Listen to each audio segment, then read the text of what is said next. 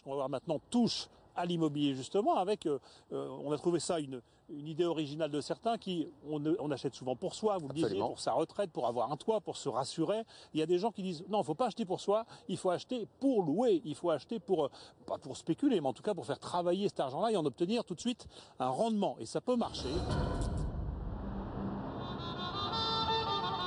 Ils ont fait fortune dans la pierre en osant là où beaucoup hésitent.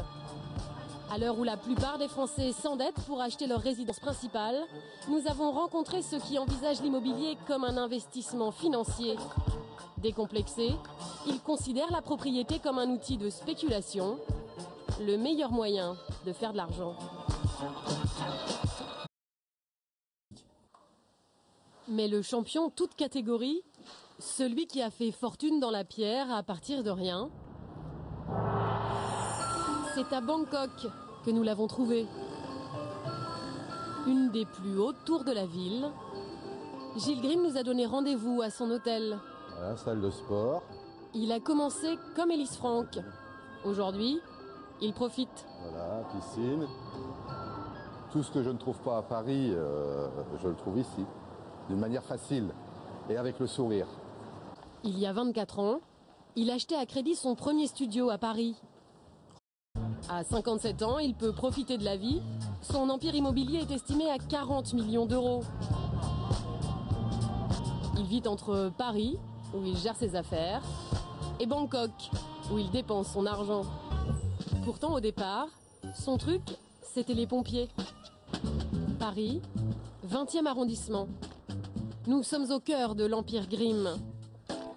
Et voici son homme de confiance, Patrick Carpenter. Là, on est chez nous. C'est vraiment notre secteur. Rien que dans cette cour, 23 appartements. Là, là c'est un 2-3 pièces, un 2 pièces, un grand 2 pièces. Là en bas, un petit studio. Là aussi, les studios. Puis dans le bâtiment principal. Voilà. Au premier étage, je vais passer devant vous. Patrick nous fait visiter un bien typique du parc immobilier Grimm. Venez donc. Un studio de 23 mètres carrés. Là, le locataire est parti. Il va être remis complètement en rénovation. Peinture acrylique partout de couches. Les sols ont refait. D'ailleurs, on va refaire le double vitrage. On en cite souvent à l'occasion des départs des locataires. Ça se loue très facilement, ce genre de surface? Ça se loue bien, ce type de surface. Mais à la destination des étudiants, ils sont très très demandeurs. Ou jeunes actifs. Hein, voilà. Ça se loue combien? Si on force pas, vraiment, c'est 550 €, vous croyez-moi, vous faites des euros. 550, 600 maximum, avec les charges. Hein. Et le reste de la balade donne le tournis. Dans le quartier, Grimm possède un appartement dans presque chaque rue. Puis également, Monsieur Grimm possède des appartements. Je vais vous montrer un de ces lots. Toujours des surfaces d'une vingtaine de mètres carrés. Là également, Monsieur Grimm possède un lot, studio. Là, Monsieur Grimm possède également un lot, même type de produit, mais un immeuble complètement différent. Chaque mois, les loyers rapportent presque 100 000 €. Une réussite qui laisse Patrick admiratif. Et ça fait 10 ans que ça dure.